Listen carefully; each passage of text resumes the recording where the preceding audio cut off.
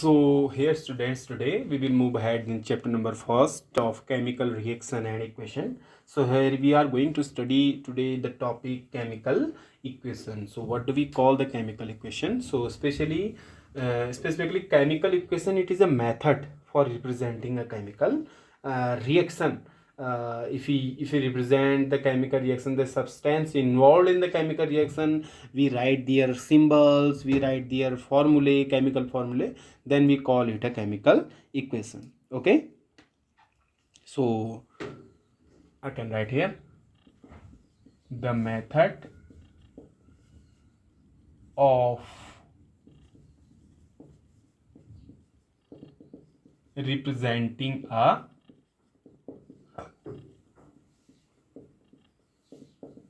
chemical, the method of representing a chemical reaction,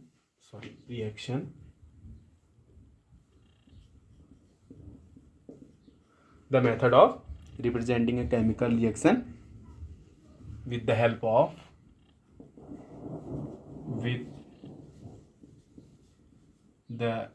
of symbols and formulae of the substances involved in it is known as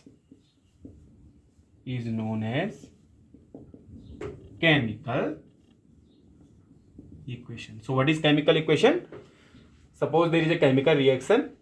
If you write this chemical reaction with the help of symbols and formulae, then we call it a chemical equation. For example, I am giving that here, like I am giving here, hydrogen plus oxygen gives water. The reaction of hydrogen and oxygen gives water. So this is not a chemical equation, this is word equation. This is what? This is known as word equation. We call it word equation. This is not chemical equation. It will be chemical equation if we write the symbols, the chemical formulae of the substance present here. Okay, like the chemical formula of hydrogen is H2, and for oxygen it is O2, and for water it is H2. Now it becomes a chemical equation. This is a chemical equation. Okay, we call it a chemical equation. So we call any equation a chemical equation if the substances are written in the form of their chemical formulae or the symbols are written there. Okay, then we call it a chemical equation. Now here I am not balancing the equation. If the equation is not balanced, then it is known as the skeletal chemical equation. Right now this chemical equation is not balanced here. Okay, balancing means the atoms present in both the sides should be equal. Like here how many oxygen, here how many oxygen should be same, here how many hydrogen atom, here how many hydrogen atoms should be same. So this balancing we will read ahead, but right now only this much I am telling, that yes, it is a chemical equation and it is not balanced. So any chemical equation which is not balanced is known as skeletal chemical equation. Only this much we have to learn. Now for in ahead we will read about how to balance the chemical equation in proper we will read this. One more example we can take here, like zinc plus sulfuric acid. Zinc plus sulfuric acid gives you what? It gives you zinc sulfate. It gives zinc sulfate plus hydrogen. These two things. So this one side is known as the reactant side and this one side is known as the product side. This is what are the reactant here? Zinc and sulfuric acid. And what do they give? They are giving zinc sulfate and hydrogen. So this is called the word equation, not chemical equation. It will be chemical equation if I writing the chemical formula for this. Like chemical formula for zinc is Zn. For sulfuric acid is H2SO4. It gives what? Zinc sulfate, that is ZnSO4, and for hydrogen it is S2. Now this has become a chemical equation. Are you getting this? Now you must be knowing what are chemical equation. Now how we can make a chemical equation more and more informative? We can make, suppose this is a chemical equation. This chemical equation is not giving any information about the zinc. What is the state of the zinc? Is it solid? Is it liquid? Is it gas? What it is? Now what is sulfuric acid? It is liquid, it is gas, what it is? So means that this is not giving the complete information. So I can make a chemical equation more and more informative by some other methods also. Okay, so next heading will be how to make a chemical equation more and more informative. So let me erase this now. So I am writing, first you have to write this. Now if you have noted, then the next we have to write how to make a chemical equation more and more informative. How to make a chemical equation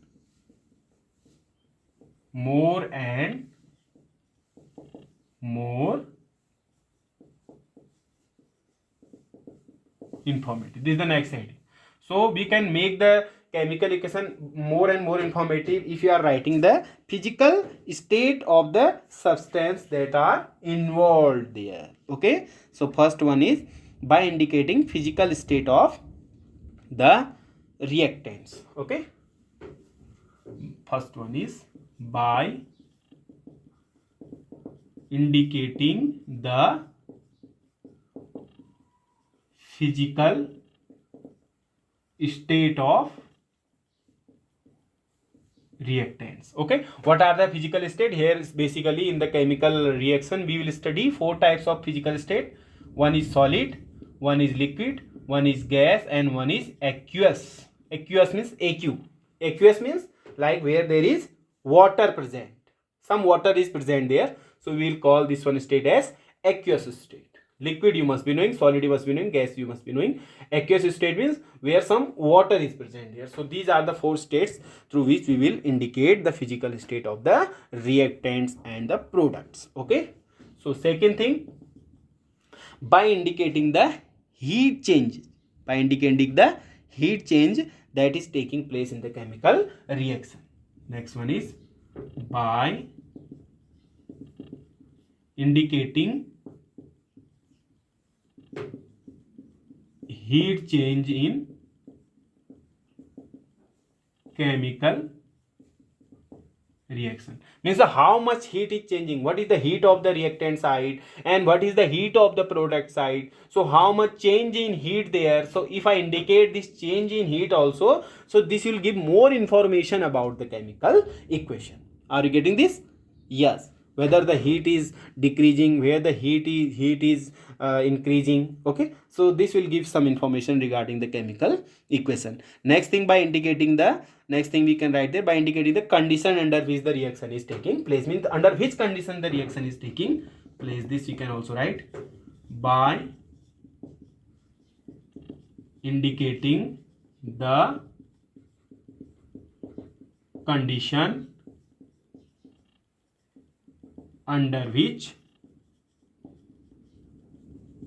the reaction is taking place. What is the condition? What is the pressure required there? How much pressure is required there? Means different conditions are there. So if I writing the conditions also there in the chemical equation, so this will give more information about the chemical equation. Now one by one we will study in detail these all topics. Okay, so first one is by indicating the physical state of the reactant. If you are indicating the physical state of the reactants, so this will give more information about the reaction. Like in case of hydrogen, one chemical equation I am writing, hydrogen plus oxygen gives water. So here I have not indicated the physical state here. So I indicate the physical state, this will give more information. Like hydrogen, it's a gas, so in bracket I will have to write there gas. Like oxygen, it's again a gas, so again a gas. Like H2O water, it's a liquid. So I have written the physical state of the substances which are involved there in the chemical reaction. So it will give more information about the chemical reaction. Okay, like in case of one more reaction in previous para we have written there, like zinc plus H2SO4 was giving what? it was giving zinc sulfate plus H2O, sorry, hydrogen. Okay, so again it is not more informative. We can make it more informative by writing their physical state. What is the physical state of the zinc? It is solid. What is the physical state of the H2SO4 sulfuric acid? It is aqueous in nature, means some water will be present there. Like state of zinc sulfate again will be aqueous, and this one will be gas. So I have made this chemical equation more informative by writing the physical state of the substance which was present there in the reaction. So this is how we can make the reaction more and more informative. Like suppose one more, magnesium plus oxygen gives a magnesium oxide. Again we can make this reaction more informative. Like magnesium, it's a solid, oxygen it's a gas, and magnesium oxide again it's a solid. So this is how we have to write the physical state of the substance which are present there in the chemical equation. Okay, then we'll see you in the next lecture. Again in the next lecture we are going to study in detail about how to indicate the heat change in the chemical reaction. Okay, then stay tuned.